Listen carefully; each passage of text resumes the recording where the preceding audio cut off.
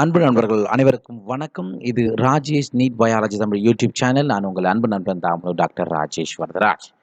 இன்றைக்கு 20க்கு 20ல் நம்ம பார்க்க இருக்கக்கூடிய தலைப்பு மூலக்கூறு அடிப்படையிலான பாரம்பரியம். ஆங்கிலத்தில் மாலிகுலார் பேசிஸ் ஆஃப் இன்ஹெரிட்டன்ஸ்னு சொல்லுவோம். ஓகே, அண்ட் இந்த சாப்டரும் 12ல் ஒரு நல்ல வெயிட்டேஜ் உள்ள சாப்டர்னு சொல்லலாம். அதிகப்படியான கேள்விகள், மேக்சிமம் 4 கேள்விகள் கூட வருவதற்கு இந்த சாப்டரில் வாய்ப்புகள் நிறைய உண்டு. அண்ட் இந்த பாடத்தில் இருந்து முதல் கேள்வி, ஒரு யூகேரியாட்டிக் ஜீன் 54,000 காரணிகளை கொண்டுள்ளது எனில் எத்தனை H1 ஹிஸ்டோன் புரதம் காணப்படும்? இதற்கான முதல் விருப்பம் A 250, B 275, C 270, D 300. அதாவது ஒரு யூகேரியாட்டிக் ஜீனில் 54,000 காரணிகள் காணப்படுகிறது. சரியா? எனில் எத்தனை ஹிஸ்டோன் புரதங்கள் காணப்படும் சொல்கிறாங்க. எத்தனை H1 ஹிஸ்டோன் புரதம் காணப்படும். ஸோ இது வந்து பார்த்தீங்கன்னா எய்ம்ஸ் அல்லது ஜிப்மர் அது போன்ற தேர்வுகளில் கேட்கக்கூடிய ஒரு வினா. எதுக்கும் நமக்கும் ஒரு ப்ராக்டிஸ் வேணும் இல்லையா? அதுக்காக தான் இந்த கேள்வி. சரியா? இப்போ 54,000 காரணிகளை கொண்டுள்ளது. சரியா? அதில் எத்தனை H1 ஹிஸ்டோன் புரதம் காணப்படும் கேட்டிருக்காங்க. நமக்கு தெரியும் கார இணைகள்னா என்ன? டிஎன்ஏவில் கார இணைகள் அடினைன், தைமின், குவானைன், சைட்டோசின், இதுதான் நம்ம கார இணைகள்னு சொல்கிறோம். மொத்தம் எவ்வளோ இருக்குது? 54,000 கார இணைகள் இருக்குது. அப்போ எத்தனை H1 ஹிஸ்டோன் புரதம் காணப்படும்னு கேட்டிருக்காங்க. அப்போ ஹிஸ்டோன் புரதம் என்றது என்ன? ஹிஸ்டோன் புரதம் என்பது ஒரு ஒரு நேர்மின் முன்னோட்டம் கொண்ட, ஓகே, நேர்மறை மின்னோட்டம் கொண்ட ஹிஸ்டோன்கள் அப்படின்னு சொல்லுவோம். ஹிஸ்டோன் புரதங்கள்ன்றது ஒரு நேர்மறை மின்னோட்டம் கொண்டது. ரைட். இதுக்கு சரியான பதில் எதுனா ஆப்ஷன் சி 270 தான். எப்படி இந்த 270 வருது அப்படின்றதுக்கு நம்ம அடுத்த ஸ்லைடில் பார்க்கலாம். ஓகே, 270 எப்படி வருது? அண்ட் ஒரு நியூக்ளியோசோம் என்பது 200 காரணிகளை கொண்டது. நியூக்ளியோசோம்னா என்ன? இந்த டிஎன்ஏவானது வளர்ச்சி அடைகிறது. டிஎன்ஏவில் பெரிய வளையங்கள் போன்ற ஒரு அமைப்புகள் காணப்படும். ஓகே, டிஎன்ஏவில் வளையங்கள் போன்ற ஒரு அமைப்பு காணப்படும். நீங்கள் ஏற்கனவே படிச்சிருப்பீங்க, அந்த மணிமாலை கோர்த்த அப்படின்னு சொல்லிட்டு படிச்சிருப்பீங்க. மணிமாலை போல அதில் இந்த மாதிரியான நியூக்ளியோசோம்கள் சுருண்டு சுருண்டு அமைந்திருக்கும் அப்படின்னு படிச்சிருப்பீங்க. அப்போ நியூக்ளியோசோம் அப்படின்றது என்ன? இந்த டிஎன்ஏவில் ஹிஸ்டோன்களுடைய 8 மூலக்கூறுகள் சேர்ந்து அதனை சுற்றி டிஎன்ஏ இழையானது காணப்படும். இந்த அமைப்பை தான் நம்ம நியூக்ளியோசோம்னு சொல்கிறோம். இந்த படத்தில் பாருங்கள், இதுதான் நியூக்ளியோசோம் அப்படின்னு சொல்லுவோம். அப்போ நியூக்ளியோசோமில் உள்ள எத்தனை இருக்குது? 8 ஹிஸ்டோன் புரதங்கள். அதாவது H2A2, H2B2, H3 H4 என 8 ஹிஸ்டோன் புரதங்கள் இருக்கும். இவைகள் நேர் மின்னூட்டம் கொண்டவை, அதாவது பாசிட்டிவ்லி சார்ஜ்டு. அதனை சூழ்ந்து எதிர்மறை மின்னூட்டம் கொண்ட நெகட்டிவ்லி சார்ஜ்டு எது இருக்கும்? டிஎன்ஏ இழை சுற்றி காணப்படும். அப்போ இந்த அமைப்புக்கு பேர் தான் என்ன சொல்லுவாங்க? ஒரு நியூக்ளியோசோம்னு சொல்லுவாங்க. இந்த நியூக்ளியோசோமில் இந்த பக்கத்தில் ஒரு கரம் போல எது இருக்கும்? H1 ஹிஸ்டோன்கள். அப்போ ஹிஸ்டோன் புரதங்களில் H1 எப்படி இருக்கும்? ஒரு நியூக்ளியோசோமுக்கு 1 தான்பா இருக்கும். 8 ஹிஸ்டோன்கள் இங்கே இருக்குது. ஆனால் ஒரே ஒரு ஹிஸ்டோன் H1 மட்டும் எங்கே இருக்குது? இங்கே இருக்குது. அப்போ 8ல் H2A2, H2B2, H3 H4 இங்கே இருக்கும். மொத்தம் 8. ஆனால் H1 மட்டும் ஒரு நியூக்ளியோசோமுக்கு 1 தான் இருக்கும். அப்போ இந்த கேள்விக்கு வாங்க, ஒரு நியூக்ளியோசோம் எத்தனை பேஸ் பேர் இருக்கும்? இந்த சுற்று நீளம், முழு நீளத்துக்கு இதையும் சேர்த்திங்கன்னா எவ்வளோ இருக்கும்? 200 காரணிகளை கொண்டிருக்கும். அப்போ 54,000 காரணிகள் டிவைடட் பை 200. ஒரு நியூக்ளியோசோமில் 200னா 54,000ல் 200 போட்டிங்கன்னா எவ்வளோ வரும் உங்களுக்கு? இதை அடிச்சிங்கன்னா 270, மொத்தம் 270 இதுக்கு ஆன்சர். ஓகே, அந்த 270 அப்படின்னா இந்த ஒரு நியூக்ளியோசோமில் 200 பேஸ் பேர் இருக்குன்னா 54,000 இதுவில் பார்த்தீங்கன்னா கிட்டத்தட்ட 270 இருக்கும். அண்ட் ஒரு நியூக்ளியோசோமில் எத்தனை தான் இருக்கும்? H1 புரதம் ஒன்று தான்ப்பா இருக்கும். ஓகே, H2A2 இருக்கும், H2B2 இருக்கும், H3 இருக்கும், H4 இருக்கும். ஆனால் H1 அந்த லிங்கர் டிஎன்ஏவில் ஒன்லி 1 மட்டும்தான் இருக்கும். அப்போ ஒரு நியூக்ளியோசோமில் ஒரு H1 புரதம் இருக்குன்னா 270 நியூக்ளியோசோமில் 270 H1 புரதம். ஓகே, அப்போ இது புரிஞ்சுன்னு நினைக்கிறேன். இப்படி தான் இந்த கேள்விகள் உங்களுக்கு வரலாம். ஆக 270 நியூக்ளியோசோம் இருப்பதனால 270 H1 புரதம் காணப்படும். அடுத்த கேள்வி, பாலூட்டிகளில் உள்ள டிஎன்ஏவின் நீளம் எவ்வளவு? இதற்கான முதல் விருப்பம் 6.6 into 10⁹ base pair into 0.34 into 10⁻⁻9 metre for base pair. ரெண்டாவது தோராயமா 2.2 மீட்டர். ஆப்ஷன் சி ஏ மற்றும் பி ரெண்டும். ஆப்ஷன் டி 6.6 இன்ட்டு 10⁹ பேஸ் பேர். அதாவது பாலூட்டிகள், இப்போ மனுஷன் கூட நீங்கள் இதை எடுத்துக்கலாம். தோராயமாக எவ்வளோ இருக்குன்னா 2.2 மீட்டர். இது போன வருடம் நீட் தேர்வில் நீங்கள் படிச்சிருப்பீங்க. 2.2 மீட்டர்ன்றது போன வருடம் படிச்சிருப்பீங்க. அது 2 மீட்டர்னு சொல்லலாம், அல்லது 2.2 மீட்டர் கூட சொல்லிக்கலாம். அண்ட் மேலே இருக்கிற விருப்பத்தை பாருங்க, 6.6 இன்ட்டு 10⁹ பேஸ் பேர். இது என்னது? அப்போ டிஎன்ஏ திருகு சுருளுடைய நீளத்தை எப்படி நீங்கள் கணக்கிடலாம் அப்படின்னு பார்த்தீங்கன்னா, மொத்த பேஸ் பேர் அதனுடைய இடையே இருக்கக்கூடிய தொலைவு, மொத்த பேஸ் பேர்களுக்கு, அதாவது 2 கார இணைகள் இருக்கு இல்லையா, அந்த கார இணைகளுக்கு இடையே உள்ள தொலைவை, இடைப்பட்ட தொலைவை வைத்து இதை நம்ம கணக்கிடுறது. சரியா? ஆக மொத்தம் 6.6 இன்ட்டு 10⁹ பேஸ் பேர் இன்ட்டு எது 0.34, அது வந்து 2 கார இணைகளுக்கு இடையப்பட்ட அந்த தொலைவை நம்ம சொல்கிறோம். Okay, into 10⁻⁻9 m per base pair. அப்போ முதல் விருப்பமும் சரி, இரண்டாவது விருப்பமும் சரி. ஓகே, ஏ மற்றும் பி ரெண்டுமே இந்த கேள்விக்கு சரியான பதில். அடுத்த கேள்வி, பாக்டீரியாவில் காணப்படும் டிஎன்ஏ வகை எது? இதற்கான முதல் விருப்பம் முட்டை வடிவ டிஎன்ஏ, இரண்டாவது விருப்பம் சவ்வினால் சூழப்பட்ட டிஎன்ஏ, மூன்றாவது விருப்பம் நேரான டிஎன்ஏ, நான்காவது விருப்பம் வட்ட வடிவ டிஎன்ஏ. சரிப்பா, இந்த நேரான டிஎன்ஏ, அதாவது இரட்டை சுருள் டிஎன்ஏ, அதெல்லாம் வந்து பார்த்தீங்கன்னா யூ கேரியாட்டுகளில் இருக்கும். அப்போ சி வந்து வராது. சரியா? பாக்டீரியான்றது புரோ கேரியட், அப்போ சி வராது. சவ்வினால் சூழப்பட்ட டிஎன்ஏ, எங்கே வந்து டிஎன்ஏக்கு மேலே சவ்வு இருக்குது? கிடையாது. அண்ட் முட்டை வடிவ டிஎன்ஏவும் கிடையாது. எது மட்டும்தான் இதுக்கு பொருந்தும்? வட்ட வடிவ டிஎன்ஏ மட்டும்தான் இதற்கு சரியாக பொருந்தும். இந்த படத்தை பாருங்க, இது ஒரு பாக்டீரியாவுடைய செல். இந்த பாக்டீரியாவுடைய செல்லில் இங்க இருக்கு பாருங்க, வட்ட வடிவ இரட்டை இழையிலான டிஎன்ஏ. அப்போ பொதுவாக ப்ரோகேரியாட்டுகளில் எந்த வடிவிலான டிஎன்ஏ இருக்குன்னா வட்ட வடிவம், அதே சமயம் இரட்டை இழையாலான டிஎன்ஏ இருக்கும். அண்ட் பாக்டீரியாவிலே எக்ஸ்ட்ரா குரோமோசோமல் டிஎன்ஏ ஒன்று இருக்கும். குரோமோசோம் அல்லாத மற்றும் ஒரு டிஎன்ஏ இருக்கும். அதை நம்ம என்ன சொல்லுவோம்? பிளாஸ்மிட் டிஎன்ஏன்னு சொல்லுவோம். அதுவும் வட்ட வடிவமானது தான், இரட்டை இழையாலானது தான். இது வந்து கடத்தியாக செயல்படும். அண்ட் பாக்டீரியாவில் இந்த சர்க்குலர் ஷேப்டு டிஎன்ஏ தான் நியூக்ளியர் மெட்டீரியல் போல செயல்படும். அடுத்த கேள்வி, துவக்கும் கோடான்கள் என்பவை டேஷ். இதற்கான முதல் விருப்பம் யுயுயு, இரண்டாவது விருப்பம் யுஜிஏ, மூன்றாவது விருப்பம் ஏயுஜி, நான்காவது விருப்பம் யுஏஜி. துவக்கும் கோடான்கள்னா என்ன? அப்போ புரத சேர்க்கை நடக்குது. எம்ஆர்என்ஏவில் இருந்து என்ன ஆகுது? எம்ஆர்என்ஏலிருந்து ஃபார் எக்ஸாம்பிள் டிஎன்ஏலேருந்து எம்ஆர்என்ஏ ஃபார்மேஷன் நடக்கும். எம்ஆர்என்ஏலேருந்து அமினோ ஆசிட் மூலிமா ப்ரோட்டீன் சிந்தசிஸ் நடக்கும். அப்போ அந்த எம்ஆர்என்ஏவில் ப்ரோட்டீன் சிந்தசிஸை தொடக்கி வைக்குது. எது? அதுதான் துவக்கு கோடான்னு சொல்லுவாங்க. அப்போ யுயுயு, யுஜிஏ அண்ட் யுஏஜி இது மூணுமே நிறுத்த கோடான்கள் சொல்லுவோம். எது மட்டும்தான் இதுக்கு கரெக்டாக பொருந்தும்? ஆப்ஷன் சி ஏயுஜி என்பது தான் இதற்கு சரியாக பொருந்தும். இன்னொன்று ஞாபகம் வச்சுக்கோங்க, இந்த துவக்கும் கோடான், ஒவ்வொரு கோடானும் ஒரு அமினோ அமிலத்தை குறிக்கும். அதாவது ஒரு கோடான் ஒரு அமினோ அமிலத்தை குறிக்கலாம், அல்லது ஒன்றுக்கும் மேற்பட்ட கோடான்கள் சேர்ந்து கூட ஒரே அமினோ அமிலத்தை குறிக்கலாம் அப்படின்றத நீங்கள் படிச்சிருப்பீங்க. அப்போ ஏயுஜி என்பது துவக்கும் கோடானாக செயல்படுகிறது. அதே சமயம் மெத்தியோனைன் என்ற அமினோ அமிலத்தின் குறியீடாகவும் செயல்படுகிறது. இது ரொம்ப முக்கியம். துவக்கு கோடான் என்பது ஏயுஜி, இது புரோட்டீன் சிந்தசிஸை துவக்கி வைக்கிறதுலையும் பயன்படுகிறது. ப்ளஸ் மெத்தியோனைன் என்ற அமினோ அமிலத்தைக்கும் இது குறியீடாக அமைகிறது. இதை நீங்கள் தெரிஞ்சு வச்சுக்கணும். அண்ட் அதுக்கான ஒரு எடுத்துக்காட்டுக்கு தான் இந்த படத்தை கொடுத்துருக்கேன். அப்போ டிஎன்ஏலேருந்து எம்ஆர்என்ஏ ஃபார்ம் ஆகிடுச்சு, எம்ஆர்என்ஏலேருந்து புரோட்டீன் உருவாக்கப்படணும். சரியா? அண்ட் முதல்ல இங்கே பாருங்கள், ஏயுஜி, இந்த எம்ஆர்என்ஏவிலிருந்து அமினோ அமிலம் ஃபார்மேஷன் ஆகி பாலிபெப்டைட் சங்கிலி உருவாகி புரோட்டீன் உருவாக்கப்படும். அப்போ இதுக்கு முதல்ல எது? ஸ்டார்ட் கோடான். இது வந்து என்னது? ஸ்டார்ட் கோடான். அப்போ இந்த புரோட்டீன் சிந்தசிஸை துவக்கி வைப்பது தான் யார்?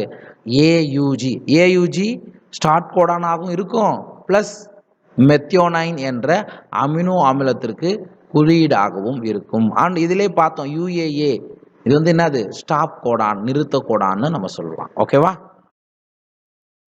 அடுத்த கேள்வி, டிஎன்ஏவின் ஒரு துண்டில் 120 அடினைன் மற்றும் 120 சைட்டோசின் காரங்கள் காணப்பட்டால் அதில் காணப்படும் மொத்த நியூக்ளியோடைடுகளின் எண்ணிக்கை எவ்வளவு? இந்த கேள்வியை பார்த்துக்குங்க.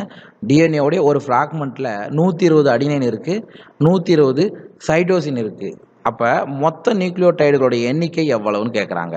Option A 60, option B 240, option C 120, option D 480. ஈஸியாக நீங்கள் கண்டுபிடிச்சிடலாம். அடினைன் வந்து பார்த்தீங்கன்னா எவ்வளோ இருக்குது? 120. அப்போ அடினைன் 120னா தைமின் எவ்வளோ தான் இருக்கும்? அதாவது பியூரின் ஆல்வேஸ் பேர் வித் பிரமிடின்னு படிச்சிருப்பீங்க. அடினைன் எப்பொழுதும் தைமினோடு தான் இணையும். அடினைனில் எவ்வளவு இருக்கோ அதே தான் தைமின்லையும் இருக்கும். அப்போ அடினைனில் 120னா தைமினில் எத்தனை இருக்கும்? 120. அப்போ 120 + 120 240. அதே மாதிரி சைட்டோசினில் 120 காரங்கள் இருந்தால் குவானைனில் எவ்வளோ இருக்கும்? அதே 120 தான். அப்போ 120 + 120 240. அப்போ அடினைன் தைமினில் 240, குவானைன் சைட்டோசினில் 240, ஆக மொத்தம் 480. இதுதான் இதற்கு சரியான பதில். ஓகே,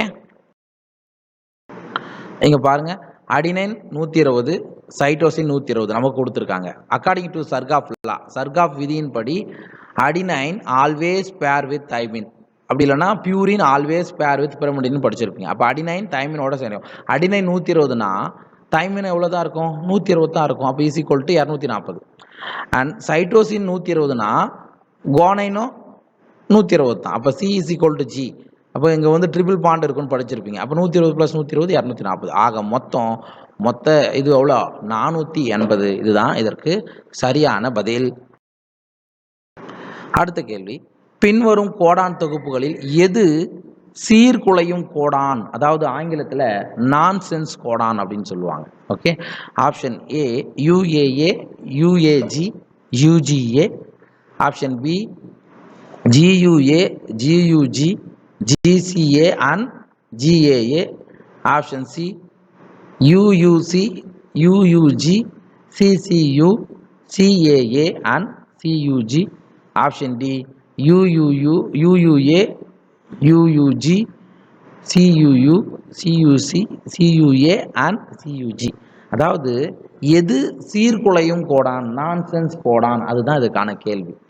அப்போ புரத சேர்க்கையில் அந்த புரத சேர்க்கையை ஸ்டாப் பண்ணணும், புரோட்டீன் சிந்தசிஸை நிப்பாட்டணும்னா ஸ்டாப் கோடான்னு சொல்லுவாங்க. நிறுத்த கோடான்கள் என்பவை தேவை. இந்த நிறுத்த கோடான்களுடைய ஒரு ஸ்பெஷாலிட்டி என்ன அப்படின்னு பார்த்தீங்கன்னா, இவைகள் எந்த விதமான அமினோ அமிலத்திற்கும் குறியீடாக அமையாது. எந்த விதமான அமினோ அமிலத்திற்கும் குறியீடாக அமையாது. அப்போ அது எது அப்படின்னு பார்த்தீங்கன்னா, முதல் விருப்பம் UAA, UAG, UGA, யுவா, யுவாக், யுகா அப்படின்னு ஞாபகம் வச்சுக்குவோம். ஓகே, அப்போ இது மூன்றும் தான் என்னது? நிறுத்த கோடான்கள் அல்லது சீர்குலையும் கோடான்கள். இவைகள் எந்த விதமான அமினோ அமிலத்திற்கும் குறியீடாக எப்பொழுதுமே அமையாது. இதையும் நீங்கள் ஞாபகத்தில் வச்சுக்கணும். அடுத்த கேள்வி, டிஎன்ஏ இரட்டை திருகு சுழல் மாதிரியில் எந்த 2 இணைகளும் ஹைட்ரஜன் பிணைப்பால் பிணைக்கப்பட்டுள்ளன? இதற்கான முதல் விருப்பம் சர்க்கரை மற்றும் பாஸ்பேட் தொகுதி, இரண்டாவது விருப்பம் சர்க்கரை மற்றும் நைட்ரஜன் காரம், மூன்றாவது விருப்பம் பாஸ்பேட் தொகுதி மற்றும் நைட்ரஜன் காரம், நான்காவது விருப்பம் நைட்ரோஜனேஸ் காரம். அதாவது டிஎன்ஏவுடைய இரட்டை திருகு சுழல் மாதிரி நம்ம வாட்சன் கிரீக் தந்திருப்பார். அதில் எந்த 2 இணைகளும் ஹைட்ரஜன் பிணைப்பால் பிணைக்கப்பட்டுள்ளன்னு கேட்டிருக்காங்க. இப்போ சர்க்கரை மற்றும் பாஸ்பேட் தொகுதி, அதாவது நியூக்ளியோசைட்னா என்ன, நியூக்ளியோடைட்னா என்ன அப்படின்றது நீங்கள் தெரிஞ்சிக்கினா இந்த கேள்வி வந்து நமக்கு ஈஸியாக புரியும். ஓகே, ஒரு சிலர் இந்த ஆன்சரை கண்டுபிடிச்சிருப்பீங்க, தெரியாதவங்க நான் சொல்கிறத பற்றி நோட் பண்ணுங்க. அப்போ நியூக்ளியோசைடுனா என்ன? ஒரு நைட்ரஜன் காரமும் சர்க்கரையும் சேர்ந்தது என்னது? நியூக்ளியோசைடுன்னு சொல்லுவாங்க. அந்த நியூக்ளியோசைடோட ஒரு பாஸ்பேட் சேர்வதை நாம் என்னன்னு சொல்கிறோம்? நியூக்ளியோடைடுன்னு சொல்லுவோம். சரியா? அப்போ இங்கே என்ன கேட்டிருக்காங்க? ஹைட்ரஜன் பிணைப்பு எங்கே இருக்குன்னு கேட்குறாங்க. சர்க்கரை மற்றும் பாஸ்பேட் தொகுதிக்கு இடையே என்ன இருக்குன்னா எஸ்டர் பாண்டு தான் இருக்கும்.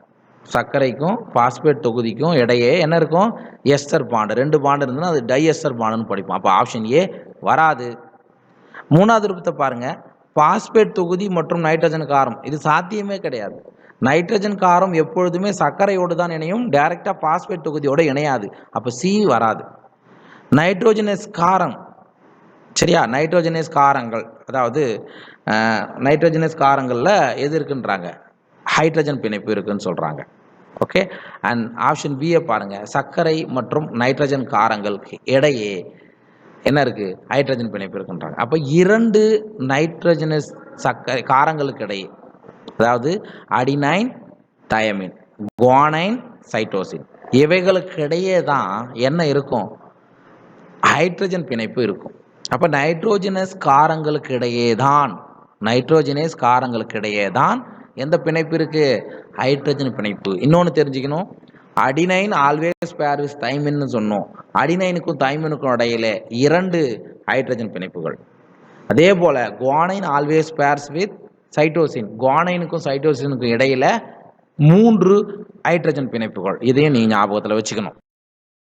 இதற்கான விளக்கம் புரியலன்னா இதை பாருங்க. அப்போ இது ஒரு டிஎன்ஏ உடைய இரட்டை திருகுச்சுருள் அமைப்பு, டபுள் ஹெலிக்ஸ். ஓகே, இது லேடர் மாதிரி நம்ம போட்டுருக்காங்க. நமக்கு இந்த படத்தை பாருங்க. அப்போ ஒரு இடை 3' 5' ஆரம்பிச்சிச்சுன்னா மற்றொரு இடை 5' to 3' முடியும். ஓகே, அப்போ இது குவானைன். ஓகே, இது குவானைன், இது ஒரு நைட்ரஜன் காரம், இது ஒரு சர்க்கரை, ஃபென்டோ சர்க்கரை. அப்போ குவானைனும் சர்க்கரையும் சேர்ந்தது நம்ம என்னன்னு சொல்கிறோம்? நியூக்ளியோசைடுன்னு சொல்கிறோம். இது கூட பாஸ்பேட் சேர்றது தான் நம்ம நியூக்ளியோடைடுன்னு சொல்கிறோம். ஓகே, அப்போ இது அதே மாதிரி இந்த பக்கம் இது ஒரு கார இணைன்றது 2 சேர்ந்தது தான். அப்போ guanine always pair with cytosine with the help of 3 hydrogen bond. இதான் நமக்கு கேள்வி. 2 நைட்ரஜன் காரங்களுக்கு இடையே தான் என்ன பாண்ட் இருக்குது? ஹைட்ரஜன் பாண்ட் இருக்கு. இங்கே பாருங்க, adenine always pair with thymine with the help of 2 hydrogen bond. என்ன சொல்லுவோம்? 2 ஹைட்ரஜன் பாண்டுன்னு சொல்லுவோம். ரைட். அடுத்து இந்த மாதிரி வேற மாதிரி கேள்வி கேட்குறாங்க. இது சர்க்கரை, ஒரு பென்டோ சர்க்கரைக்கும் இது ஒரு நைட்ரஜன் காரம். சர்க்கரைக்கும் நைட்ரஜன் காரங்களுக்கு இடையில ஒரு பிணைப்பு இருக்கும். அந்த பிணைப்பு எது? அது கிளைகோசைடிக் பிணைப்பு. அதை நம்ம என்ன சொல்றோம்? கிளைகோசைடிக் பிணைப்பு. இதை நீங்க மறக்கக்கூடாது. நைட்ரஜன் காரத்திற்கும் சர்க்கரைக்கும் இடையில இருப்பது என்னது? கிளைகோசைடிக் பிணைப்பு. அடுத்து இது என்னது? ஒரு ஃபென்டோ சர்க்கரை. ஒரு சர்க்கரைக்கும் இது என்னது? பாஸ்பேட் மூலக்கூறு. சர்க்கரைக்கும் பாஸ்பேட்டுக்கும் இடையே இருப்பது எஸ்டர் பிணைப்பு. சர்க்கரைக்கும் பாஸ்பேட்டுக்கு இடையே இருப்பது எஸ்டர் பிணைப்பு. அப்போ இங்கே ஒரு பேஸ் பேர், இங்கே ஒரு பேஸ் பேர், 2 பேஸ் பேருடைய 2 பேஸ் பேர்லையும் 2 பேஸ் பேருடையும், அதாவது ஒன்று 5, இன்னொன்று 3 பிளேஸ், ஒன்று 5 பிளேஸ். இது ரெண்டுத்துலேயும் அந்த 5வது கார்பன் அண்ட் 3வது கார்பனில் இருந்து ஒரே பாஸ்பேட்டோடைய 2 எஸ்டர் பிணைப்பு இணைவதனால இதை நம்ம என்ன சொல்லுவோம்? டை எஸ்டர் பிணைப்புன்னு சொல்லுவோம். அப்போ நம்ம என்ன தெரிஞ்சுக்கணும்? 2 நைட்ரஜன் காரங்களுக்கு இடையே ஹைட்ரஜன் பிணைப்பு, நைட்ரஜன் காரத்திற்கும் சர்க்கரைக்கும் இடையே கிளைகோசைடிக் பிணைப்பு, சர்க்கரைக்கும் பாஸ்பேட்டுக்கும் இடையே எஸ்டர் பிணைப்பு, 2 கார இணைகளில் இருக்கக்கூடிய சர்க்கரைக்கும் பாஸ்பேட்டுக்கும் இடையே டை எஸ்டர் பிணைப்பு. ஏன்னா இது ஒரு எஸ்டர் பிணைப்பு, இது ஒரு எஸ்டர் பிணைப்பு. இந்த எஸ்டர் பிணைப்பை பற்றி, இந்த பாண்டை பற்றி நீங்கள் தெரிஞ்சு வைக்கிறது நல்லது. அடுத்த கேள்வி, இயல்பு மாற்றம் என்பது முதலில் யாரால் கண்டறியப்பட்டது? இதற்கான முதல் விருப்பம் மெசல்சன் மற்றும் ஸ்டால், 2வது விருப்பம் ஹெர்ஷே மற்றும் சார்ஸ், 3வது விருப்பம் கிரிக், 4வது விருப்பம் வாட்சன் மற்றும் கிரிக். சரியா? வாட்சன் மற்றும் கிரிக் கண்டுபிடிச்சது டிஎன்ஏ உடைய இரட்டை திருகு சுருள் மாதிரி. Okay, double helical structure of DNA. அப்போ டி ஆப்ஷன் வராது. முதல் விருப்பத்தை பாருங்க, மெசல்சன் மற்றும் ஸ்டால். ஓகே, மெசல்சன் மற்றும் ஸ்டால் என்பவர்கள் டிஎன்ஏ பாதி பழமை பேணும் பெருக்கத்தின் மூலமாகத்தான் உருவாக்கப்படுகிறது அப்படின்னு கண்டுபிடிச்சாங்க. அதாவது செமி கன்சர்வேட்டிவ் மெத்தட். பாதி பழமை பேணும், ஏற்கனவே இருக்கக்கூடிய டிஎன்ஏ ஒரு இழையில் இருந்து தான் மற்றொரு இழை உருவாக்கப்படுகிறது அப்படின்றத சொன்னவங்க தான் யாரு? மெசல்சன் மற்றும் ஸ்டால். ஓகே, அண்ட் ஹெர்ஷே மற்றும் சார்ஸ் அவங்க என்ன பண்ணாங்க தெரியுமா? டிஎன்ஏ தான் ஜெனட்டிக் மெட்டீரியல், டிஎன்ஏ தான் மரபு பொருள் என்பதற்கான சோதனையை செய்தவர்கள் ஹெர்ஷே மற்றும் சார்ஸ். அப்போ ஏவும் வராது, பியும் வராது, டியும் வராது. எதுதான்? கிரிக். ஓகே, இவர் தான் இயல்பு மாற்றம் அப்படின்றத ஃபஸ்ட்டு பாக்டீரியாவில் நடக்கக்கூடிய இயல்பு மாற்றத்தை கண்டுபிடிச்சாங்க. ஓகே, அதாவது இந்த இயல்பு மாற்றத்திற்கு அவர் என்ன பண்ணியிருக்காருன்னா ஒரு எலியில் எக்ஸ்பெரிமெண்ட் செஞ்சிருப்பார். ஓகே, இப்போ இந்த கேள்விக்கு சரியான பதில் கிரிப்த் என்பது தான் இதற்கு சரியான பதில். படத்தை பாருங்க, அவருடைய ஒரு சோதனை இது, ரைட்டா? அதாவது இந்த ஃப்ரெட்ரிக் கிரிப்த் என்ன பண்ணார் அப்படின்னு பார்த்தீங்கன்னா, 1928ல் ஸ்ட்ரெப்டோகாக்கஸ் நிமோனியா, சரியா, ஸ்ட்ரெப்டோகாக்கஸ் நிமோனியா என்ற ஒரு பாக்டீரியத்தில் ஒரு ஆய்வு செஞ்சுட்டு இருந்தார்ப்பா. அப்போ அந்த நிமோனியா நோய்க்கு ஸ்ட்ரெப்டோகாக்கஸ் நிமோனியா தான் காரணம் அப்படின்றத அவர் கண்டுபிடிச்சார். இதற்கு காரணம் இதில் என்ன நடக்குதுன்னா, பாக்டீரியாவுடைய மரபு பொருள் மாற்றப்படுகிறது, சரியா, அதுதான் மிக முக்கிய காரணம் அப்படின்னு சொன்னார், ரைட்டா?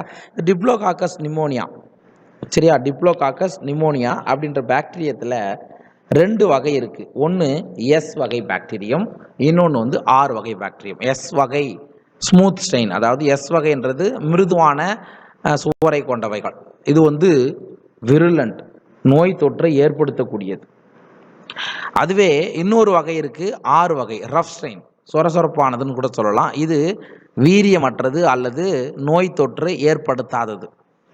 சரி, இப்போ என்ன பண்ணுறாரு, இந்த ரஃப் ஸ்ட்ரெயின் ஆறு வகையை, ஸ்ட்ரெப்டோகாக்கஸ் அதாவது டிப்ளோகாக்கஸ் நிமோனியாவுடைய ஆறு வகையை ஒரு எலிக்கு என்ன செலுத்துறார், உட்செலுத்துறார். அந்த எலி இறக்கலை, உயிரோட தான் இருந்தது. அதுவே எஸ் வகையை உள்ளே செலுத்தும் பொழுது அந்த எலி இறந்து விட்டது. ஏன்னா எஸ் வகை என்னது, விருலண்ட், நச்சுத்தன்மை வாய்ந்தது நம்ம படித்தோம். ஓகே, அப்போ ஆறு வகையில் மியூக்கஸ் அப்படின்ற ஒரு லேயர் இருக்காது, அதனால் அது சொரசொரப்பாக இருக்கும். ஸ்மூத் வகையில் மியூக்கஸ்னு இருக்கும், அதனால் ஸ்மூத்தாக இருக்கும். அது நோய் தொற்றை ஏற்படுத்தக்கூடியவை, வீரியம் உள்ளவை அப்படின்னு கூட சொல்லலாம், ரைட்? அடுத்தது என்ன பண்ணார், வெப்பத்தால் கொல்லப்பட்ட ஒரு எஸ் வகையை எலிக்கு செலுத்தினார்ப்பா. அந்த எலி இன்னும் ஆகலை, சாகலை. வெப்பத்தால் என்ன பண்ணிட்டார், ஹீட் பண்ணிட்டு செலுத்தும் போது அந்த எலி சாவலை. அடுத்தது என்ன பண்ணார், இந்த வெப்பத்தால் கொல்லப்பட்ட எஸ் வகையையும் ஆறு வகையும் ஒன்றா சேர்த்து செலுத்தும் போது எலி செத்து போச்சு.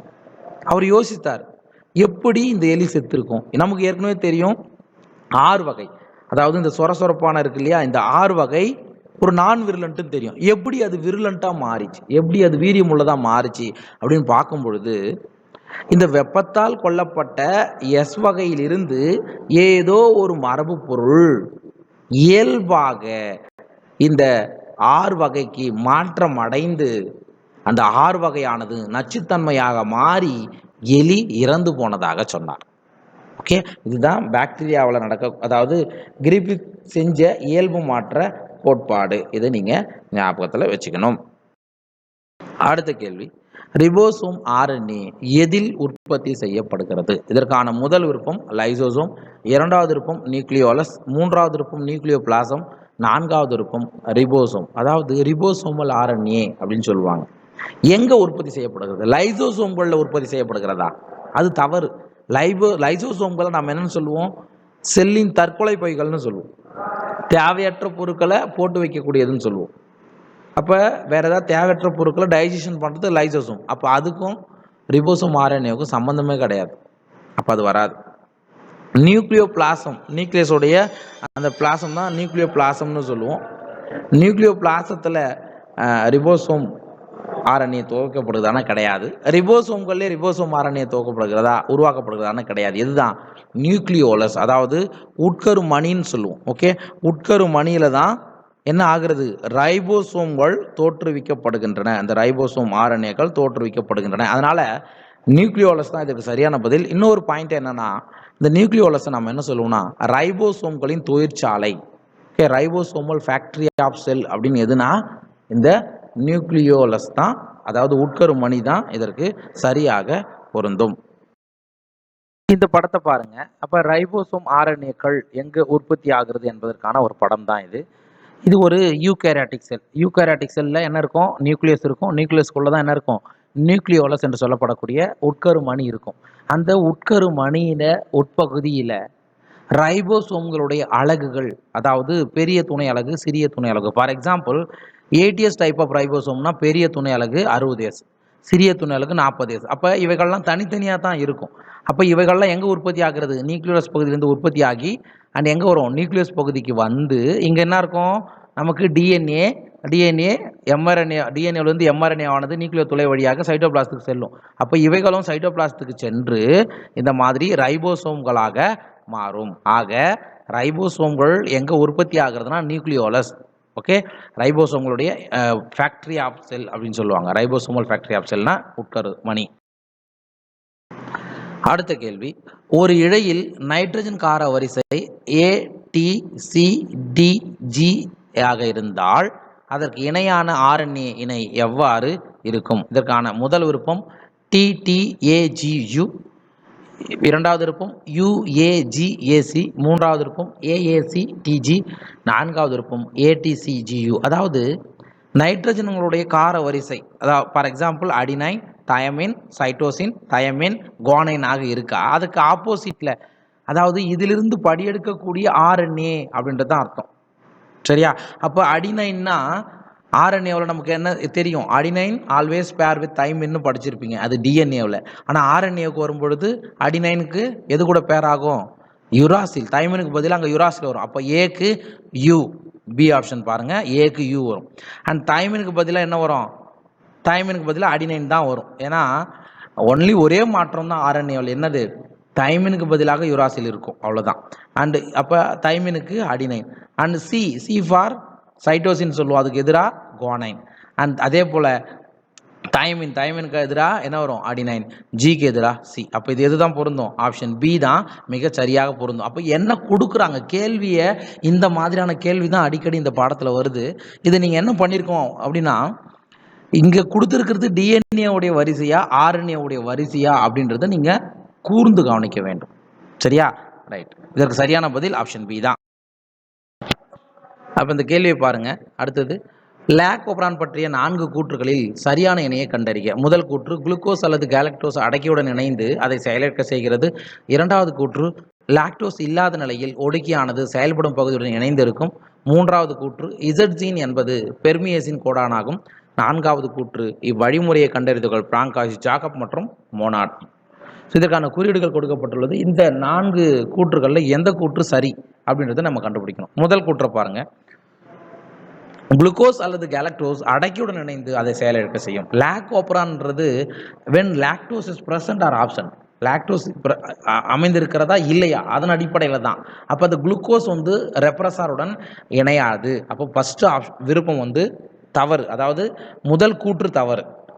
அண்ட் இரண்டாவது கூற்றை பாருங்க, லாக்டோஸ் இல்லாத நிலையில் ஒடுக்கியானது செயல்படும் பகுதியுடன் இணைந்து இருக்கும். அப்போ ஒப்ரானில் வென் லாக்டோஸ் ஆப்ஷன் என்ன ஆகும்? இந்த ஒடுக்கி எங்கே போய் இணையும்? செயல்படும் பகுதி ஆப்ரேட்டர் இதில் கூட இணைந்து அந்த ப்ராசஸை துவங்கும்.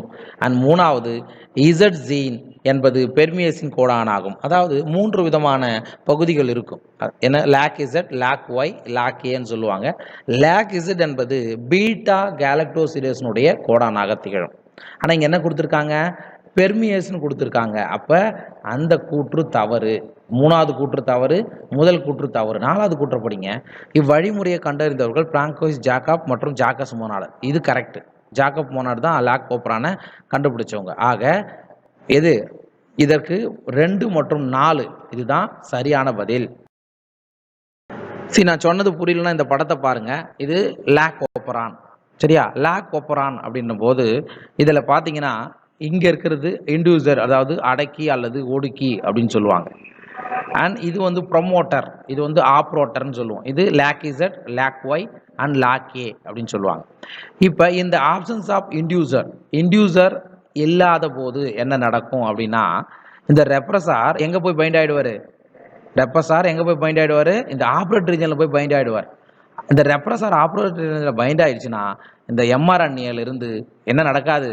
அடுத்த ப்ராசஸ் நடக்காது, மொழியாக்கம் என்ற ப்ராசஸ் நடக்காது. அதாவது இண்டியூசரில் இந்த எம்ஆர்என்ஏவிலிருந்து என்ன வந்தது?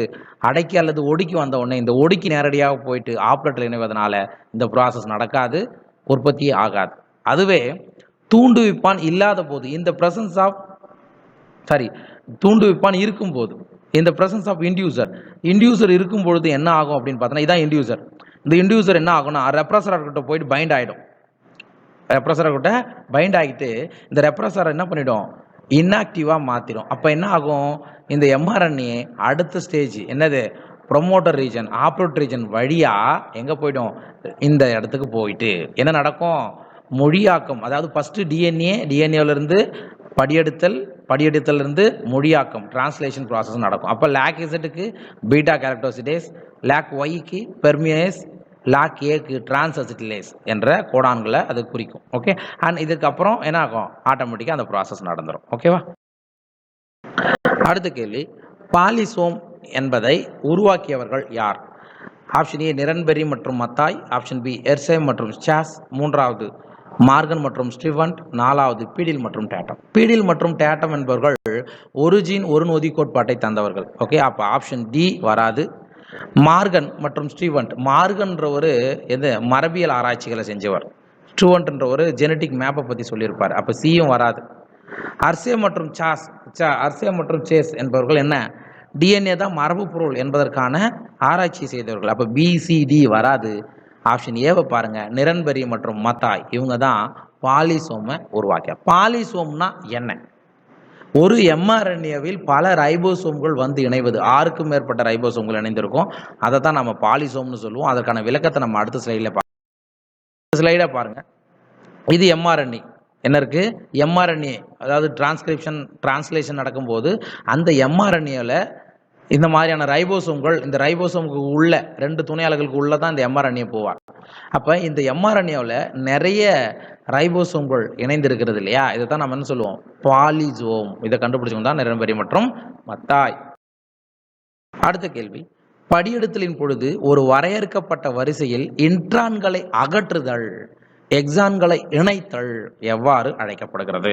முதல் விருப்பம் சுற்றுதல், இரண்டாவது விருப்பம் தூண்டுதல், மூன்றாவது விருப்பம் துண்டுகளாக வெட்டுதல், நான்காவது விருப்பம் ஒத்த மரபணு சேர்க்கை, அதாவது ஆங்கிலத்தில் ஸ்ப்ளைசிங்னு சொல்லுவாங்க. ஓகே, சரி. படியெடுத்தல் பொழுது என்ன நடக்கும், டிஎன்ஏவிலிருந்து எம்ஆர்என்ஏ ஃபார்மேஷன் நடக்கும்.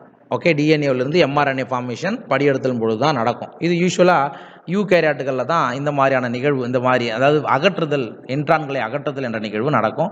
இன்ட்ரான்கள் அங்கிருந்து வெட்டி எடுக்கப்பட்டு அதுக்கு பதில் எக்ஸான்கள் இணைக்கப்படும். சரியா. அப்போ அது சுற்றுதல்னு சொல்லுமா, கிடையாது. தூண்டுதல்னு சொல்லுமா, அதுவும் கிடையாது. துண்டுகளாக வெட்டுதல்னு சொல்லுவோம், அதுவும் கிடையாது. இதுதான் ஒத்த மரபணு சேர்க்கை, ஸ்ப்ளைசிங், ஒட்டுதல்னு கூட சொல்லுவாங்க. அப்போ ஸ்ப்ளைசிங் என்பது தான் இதற்கு சரியான பதில். அதற்கான விளக்கத்தை நம்ம மேலும் இந்த படத்தை பாருங்க. இது யூகேரியாட்டுகளில் நிகழக்கூடிய படியெடுத்தல். இது வந்து என்னது, டிஎன்ஏ. அப்போ இந்த டிஎன்ஏவிலிருந்து எம்ஆர்என்ஏ ஃபார்மேஷன் நடக்கும். டிஎன்ஏவிலிருந்து இந்த எம்ஆர்என்ஏ ஃபார்மேஷன் நடக்கும். அது நடக்கும் பொழுது இங்கே பார்த்தீங்கன்னா இது வந்து கேப் எண்ட், இது வந்து கேப் எண்டுன்னு சொல்லுவோம், GPP கேப் எண்ட். அண்ட் இதை நம்ம என்ன சொல்லுவோம், பாலி டெய்ல் எண்டுன்னு சொல்லுவாங்க. Cap end and tail end என ரெண்டாக நம்ம சொல்லலாம். Okay, cap end and tail end, இதை நீங்கள் மறக்கக்கூடாது, ரொம்ப ரொம்ப முக்கியமானது. அண்ட் இங்கே பாருங்கள், துவக்க காரணின்னு ஒன்று இருக்கும், இனிஷியேஷன் ஃபேக்டர். ஓகே, இதை துவக்கி வைக்கக்கூடிய காரணி இனிஷியேஷன் ஃபேக்டர்னு சொல்லுவாங்க. அதன் மூலமாக என்ன ஆகுது, எம்ஆர்என்ஏ ஃபார்மேஷன் நடக்குது. இந்த எம்ஆர்என்ஏவானது 2 விதமான பகுதிகளை கொண்டு இருக்கும். ஒன்று எக்ஸான், இன்னொன்று இன்ட்ரான். எக்ஸான் இந்த மாதிரி வந்துடும். அப்போ இந்த டிஎன்ஏலேருந்து முழுவதுமாக ஆர்என்ஏ வெளியேறிய பிறகு இது வந்து என்ன கேப் எண்டுன்னு சொல்லுவாங்க, இது வந்து டெய்ல் எண்டுன்னு சொல்லுவாங்க. அண்ட் இதுக்கு அடுத்த நெக்ஸ்ட் பாலி அடினலைசேஷன் என்ற நிகழ்வில் என்ன நடக்கும் அப்படின்னா, ரிமூவல் ஆஃப் இன்ட்ரான்கள் இங்கே பாருங்கள், இந்த இன்ட்ரான்கள் மட்டும் நீக்கப்படுகிறது.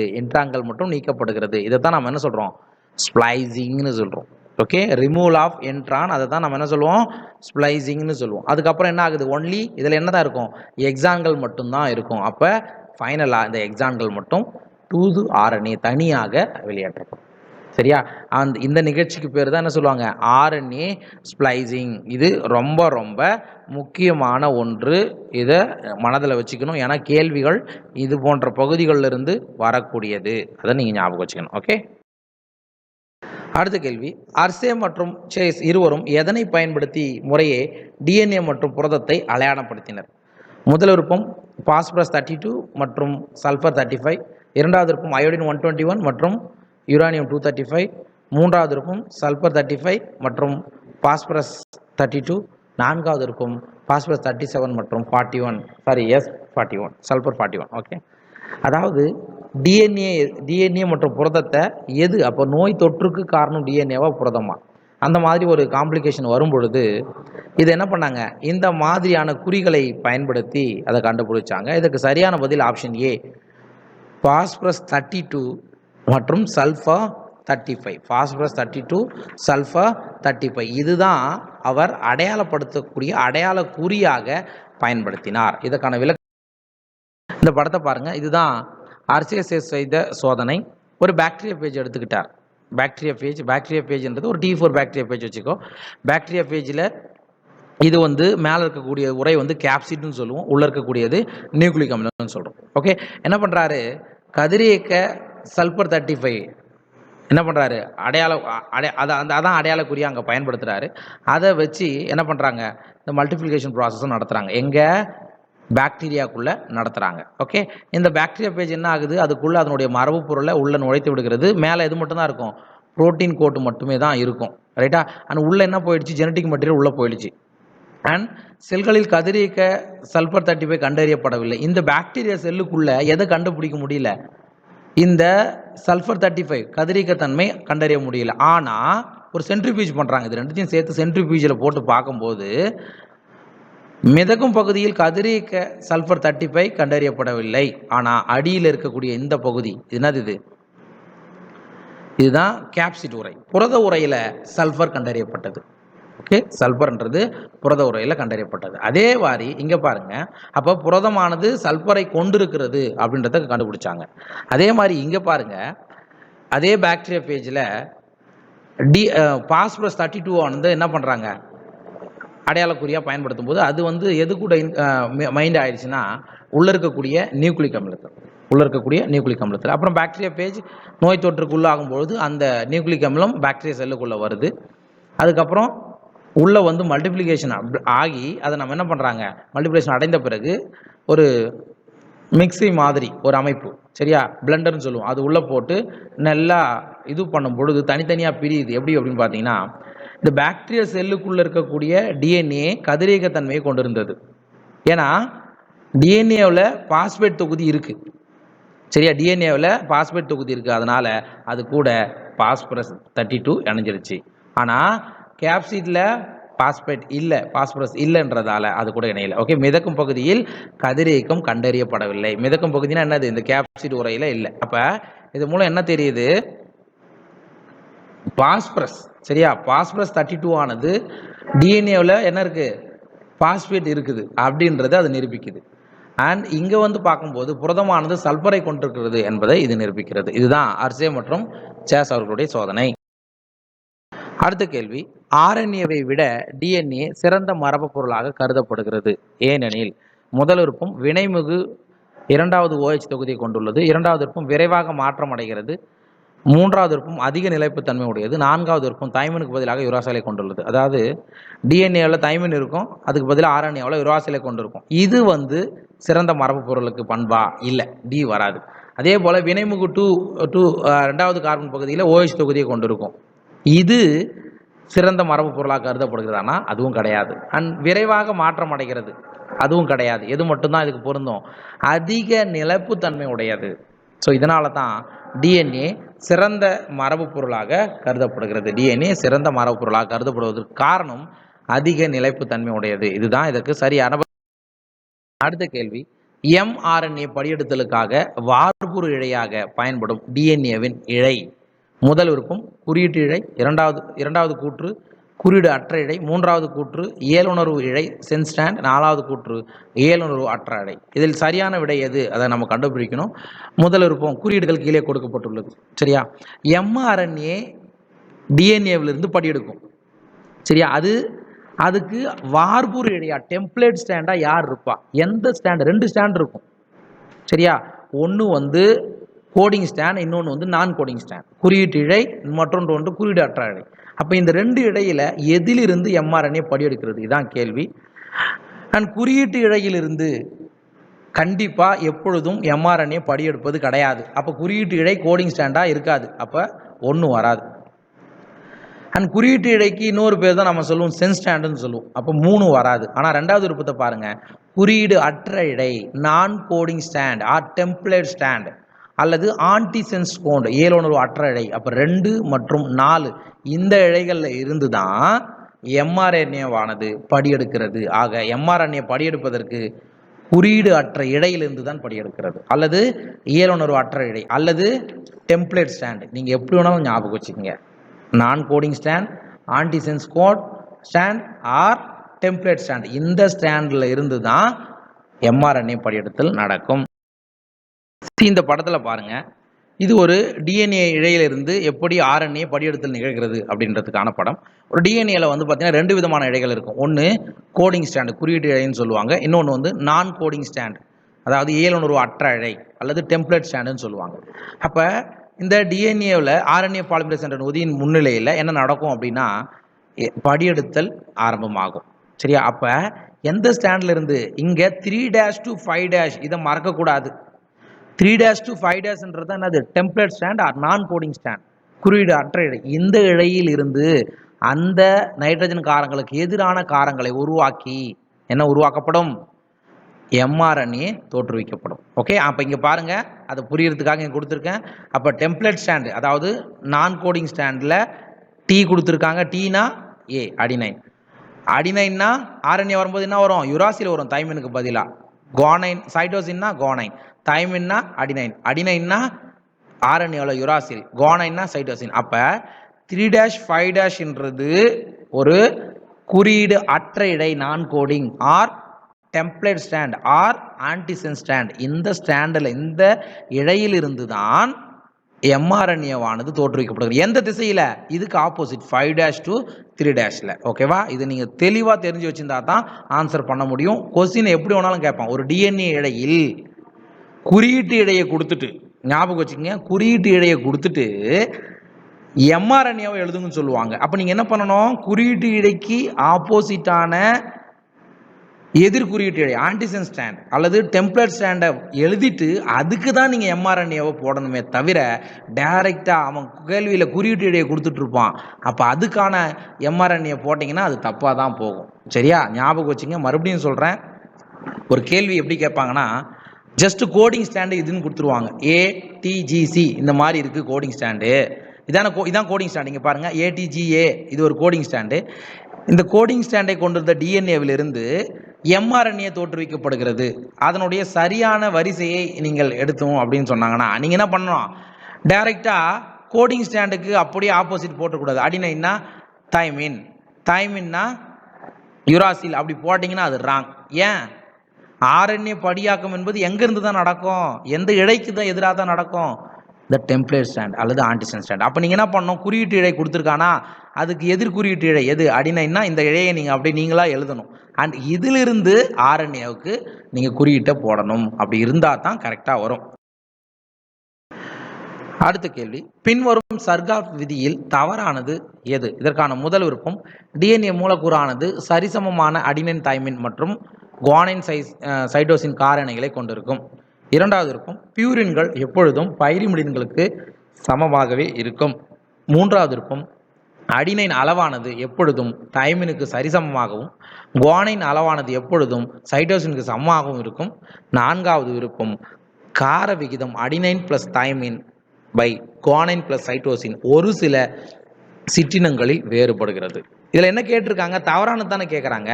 டிஎன்ஏ மூலக்கூறில் இருக்கக்கூடிய அடினைன் எப்பொழுதும் தைமினுக்கும் குவானைன் எப்பொழுதும் சைட்டோசினுக்கும் சரிசமமாகவே இருக்கும். அப்போ முதல் கூற்று சரி. இரண்டாவது விருப்பத்தை பாருங்க, பியூரின்கள் எப்பொழுதும் பைரிமிடின்கள் சமமாக இருக்கும். இது சர்காப் விதி தான். Purine always equal to pyrimidine. ரெண்டாவதும் கரெக்டு தான்.